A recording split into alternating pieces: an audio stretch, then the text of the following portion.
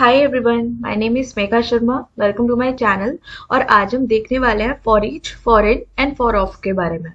तो आपको देख के लग रहा होगा कि it is related to for loops और we can say that variants of for loop, but ऐसा नहीं है। ये थोड़ा सा हाँ रिलेट करते हैं, लेकिन प्रॉपरली आपके लूप्स नहीं है। तो इसके बारे में आज हम इस वीडियो में देखने वाले हैं। तो स्टार्ट करते हैं फॉर ईच मेथड से। तो फॉर ईच यहाँ पर एक मेथड है, इसको आप ध्यान रखना। एंड फॉर ईच मेथड होता क्या है? सबसे पहले for each method, for each is a method that applies to an array. ध्यान रखना कि ये एरे पे अप्लाई होता है। Okay. Secondly, for each method executes a function for each element, यानी कि एरे के हर एक एलिमेंट्स के लिए ये एक फंक्शन एग्जीक्यूट करता है, which is call back function. ये मैं आपको अभी बताऊंगी। Next is it does not return anything. तो जैसा कि हम लोगों ने पहले भी देखा है, हमारे फंक्शंस और मेथड्स कुछ ना कुछ रिटर्न करते हैं। और अगर हम कुछ एक्सप्लिसिटली रिटर्न नहीं करते हैं तो वो बाय डिफॉल्ट आपका अनडिफाइंड रिटर्न करता है। सिमिलरली फॉर ईच मेथड भी आपका अनडिफाइंड रिटर्न करता है, अगर हम रिटर्न करें या फिर नहीं करें। तो there is no meaning of returning anything from for each method. Okay, तो इसको देखते हैं क्या है।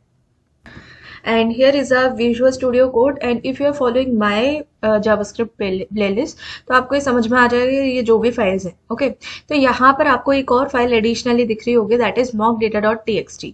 तो mockdata.txt मेरी एक टेक्स्ट फाइल है जिसके अंदर मैंने अलग से कुछ अपने आप बना के मैनुअली डेटा रख लिया है, सो दैट कि हमारा ज़्यादा टाइम वेस्ट ना हो अपना डेटा बनाने के लिए, क्योंकि हमें डायरेक्टली इम्प्लीमेंटेशन सीखना है। हमें ये देखना है कि हम किस तरह से डेटा को मैनिपुलेट कर सकते हैं। ठीक है, so it will save our time and it is a good approach for practicing. अगर आपको चाहिए ये डेटा तो फिर मैं आपको डिस्क्रिप्शन में दे दूंगी। ओके, तो यहाँ पर हम एक फाइल क्रिएट करते हैं, and that is important methods and statements, TEMENTS.js। Okay, तो यूजुअली आपके फाइल्स के नेम इतने बड़े बड़े नहीं होते हैं। अभी मेरे को इससे ज़्यादा मीनिंगफुल और कुछ लगा नहीं, आप कुछ भी नाम डाल सकते हैं। ओके, तो यहाँ पर हम फॉर ईच लूप देखने वाले हैं, फॉर ईच मेथड देखने वाले हैं। उसके लिए मैंने ये जो एरे है इसको मैंने कॉपी कर लिया यहाँ पे। ओके, तो मैंने आपको बताया कि फॉर ईच मेथड जो है वो आपका एरे के ऊपर लगता है ना। सेकेंडली मैंने आपको बताया कि हर एक एलिमेंट के साथ हम एक फंक्शन इम्प्लीमेंट कर सकते हैं। Okay, with the help of for each loop. अब सपोज करो आपको हर एक एलिमेंट को एक्सेस करना है, तो वो आप किस तरह से कर सकते हो? जैसे मैंने लिखा nums dot for each, and क्योंकि ये आपका एक मेथड है तो आपको ब्रैकेट्स भी लगाने पड़ेंगे, and inside these bracket we need to pass the call back function. तो कॉल बैक फंक्शन में आपका ये मैंने बना दिया एक कॉल बैक फंक्शन। ठीक है, ओके। अब इस कॉल बैक फंक्शन में आपके इस कॉल बैक फंक्शन के पैरामीटर्स में आपके तीन पैरामीटर्स आएंगे, that is element, index and array. Okay, and यहाँ पर जैसे मैंने कंसोल करवा दिया है, कंसोल डॉट लॉग एलिमेंट।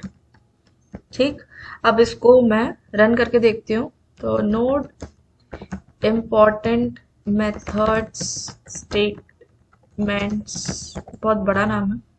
ये देखो, यहाँ पे हम लोगों ने सारे के सारे एलिमेंट्स को प्रिंट करवा दिया है। ठीक है, अब ये तो जितने भी एलिमेंट्स है ये यहाँ पे ये आ गए। ठीक है, अगर आपको कुछ इस तरह से प्रिंट करना है कि आपको इंडेक्स, एलिमेंट और पर्टिकुलरली वो एरे आपको प्रिंट करना है, तो आप किस तरह से कर सकते हैं? यहाँ पर मैं टेम्पलेट लिटरल्स का यूज करूंगी, एंड यहाँ पर जैसे मैंने लिख दिया इंडेक्स पे, इस इंडेक्स पे मेरा जो एलिमेंट है वो, एंड उसका जो एरे है, एरे। ओके, तो जब आप इसको दोबारा रन करेंगे तो यहाँ पे जीरो इंडेक्स पे 5 एलिमेंट है और ये पूरा का पूरा एरे है। तो ये यहाँ पर आपके तीन ही पैरामीटर्स आते हैं विच यू नीड टू पास। और इसमें से आप ओमिट भी कर सकते हो, जैसे कि अगर आपको एरे को ओमिट करना है और इंडेक्स को ओमिट करना है, एंड आपको सिर्फ और सिर्फ एलिमेंट से काम है, तो आप सिंपली आप इस तरह से भी कर सकते हो। ठीक है, आप ओमिट भी कर सकते हो। और अगर आपको ऐसा है कि अगर आपको एरे चाहिए और इंडेक्स नहीं चाहिए, तो आप इस तरह से भी ओमिट कर सकते हो। इसकी जगह आप ये अंडरस्कोर लगा सकते हो। ठीक है, तो यहाँ पर मैं ये हटा दूँ और अब मैं दोबारा करती हूँ तो मेरे को बिना किसी एरर के मेरे को एलिमेंट और उसके एरेज मतलब एरेज मिल जाएंगे। ओके।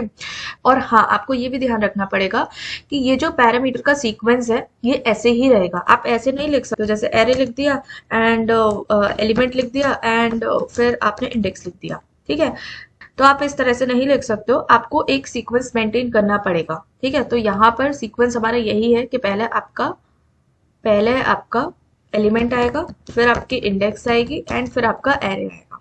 ओके, तो ये आपको सीक्वेंस फॉलो करना पड़ेगा, है ना।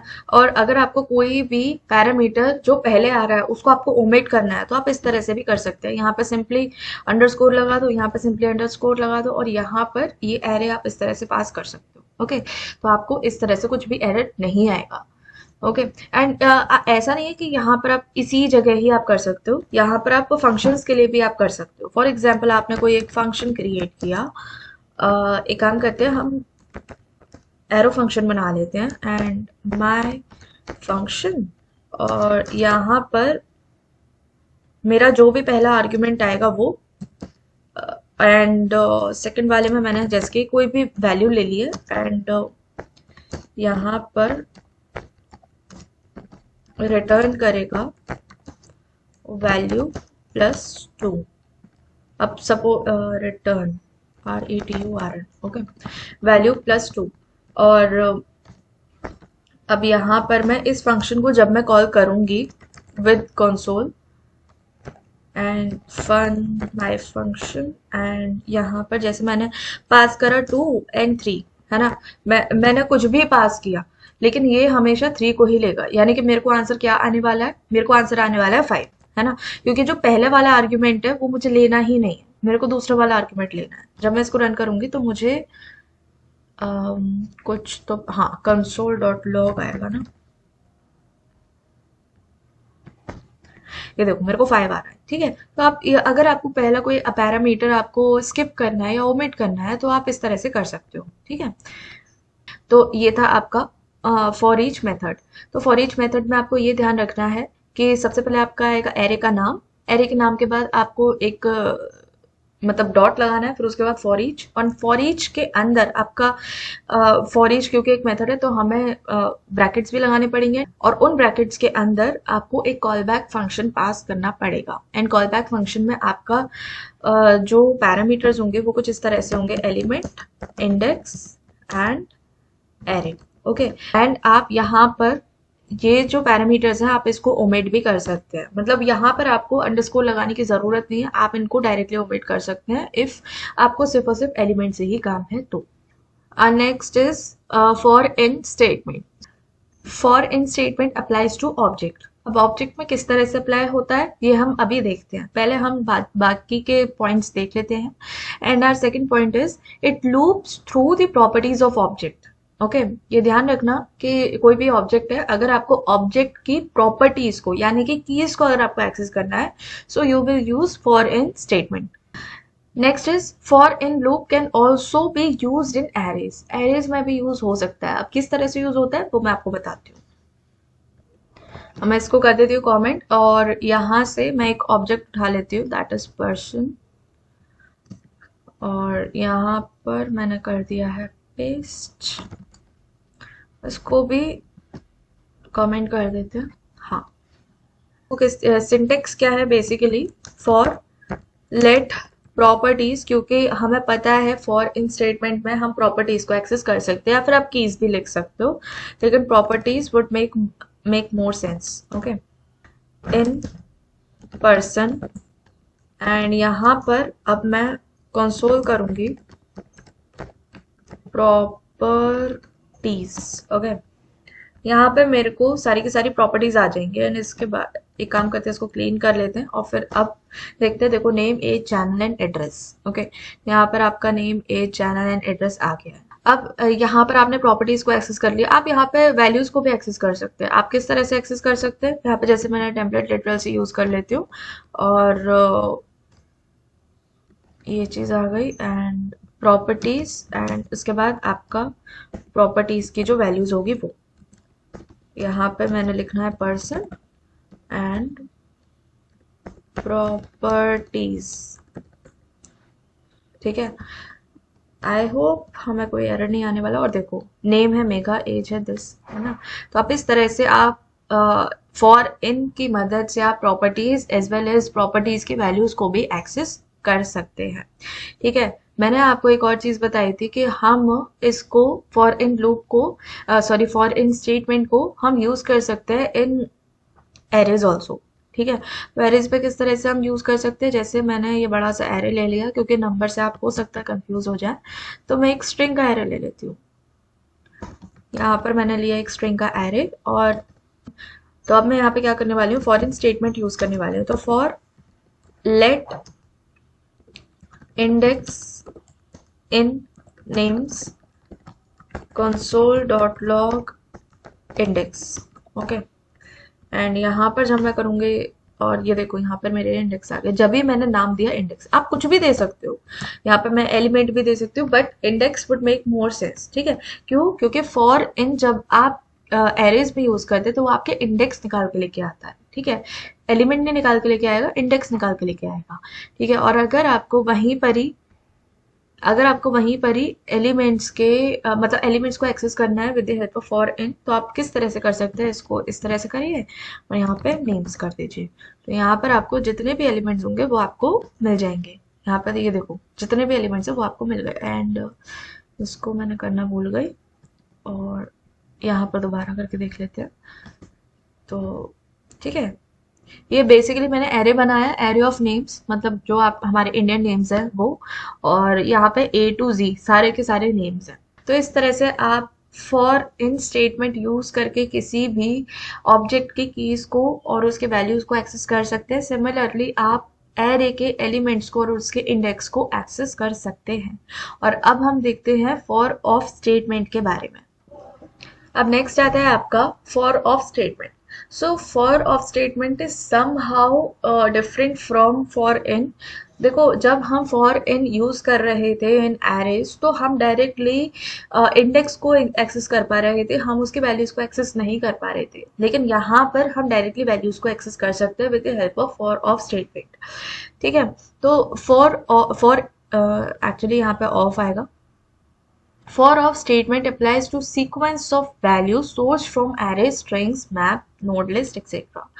ठीक है, तो ये आपके जो भी मतलब ऐसे डेटा स्ट्रक्चर्स हैं जो आपके मतलब मल्टीपल वैल्यूज को स्टोर करते हैं। ठीक है, जैसे कि एरेज हो गया, स्ट्रिंग हो गया, string is also the collection of characters. Okay, and maps हो गया, नोड लिस्ट हो गया, मतलब और भी बहुत से ऐसे डेटा स्ट्रक्चर्स हैं जो आपके जावास्क्रिप्ट में है, जो हम आगे नेक्स्ट पढ़ेंगे। लेकिन अभी for now we know about arrays and strings, so we will apply for of statement in arrays and strings. Okay, our next point is it is used to access the values of data structures. Basically with the help of for of statement we can access the elements directly, as I just told you. Okay, तो देखते हैं इसको किस तरह से use करेंगे। यहाँ पर मैं कर लेती हूँ इसको पूरा कमेंट। या नाउ मैंने आपको क्या बताया था, मैं एक एरे ले लेती हूँ, या फिर इसी को ही मैं नीचे कॉपी कर लेती हूँ। ओके, ये है मेरा एक एरे, एरे ऑफ नेम्स। और जैसे कि मैंने आपको बताया था आप डायरेक्टली एक्सेस कर सकते हैं। तो आप किस तरह से कर सकते हैं, जैसे मैंने किया for let elements of names, and यहाँ पर कंसोल करने वाली हूँ मैं एलिमेंट्स को। ओके, और इसको मैं क्लीन कर देती हूँ और दोबारा करके देखते हैं। तो देखो मेरे को सारे के सारे नेम्स आ रहे हैं। ओके, ये सारे के सारे नेम्स आ रहे हैं। तो इस तरह से आप डायरेक्टली एलिमेंट्स को एक्सेस कर सकते हो। यहाँ पर आपको इंडेक्स नहीं आएगा, यहाँ पर आपको एलिमेंट्स ही आएगा। अब जैसे कि मैंने आपको बताया कि हम स्ट्रिंग्स में भी कर सकते हैं, तो स्ट्रिंग का भी एक एग्जाम्पल ले लेते हैं। यहाँ पर जैसे कि मैंने एक स्ट्रिंग बनाया str equals Megha Sharma. Okay, और यहाँ पर अब मैंने एलिमेंट्स की जगह यहाँ पर आ जाएगा आपका कैरेक्टर, क्योंकि हम कैरेक्टर को एक्सेस कर सकते हैं स्ट्रिंग में। तो ठीक है, एंड यहाँ पर अब मैंने सी लिखा, एंड इसको अब मैंने रन किया, तो देखो यहाँ पर हमारा कैरेक्टर बाय कैरेक्टर प्रिंट होके आ गया। तो that was all about for each, for of and for in statements. तो अगर आपको मेरी वीडियो पसंद आती है then do like this video, subscribe my channel and share it with your friends. Thank you.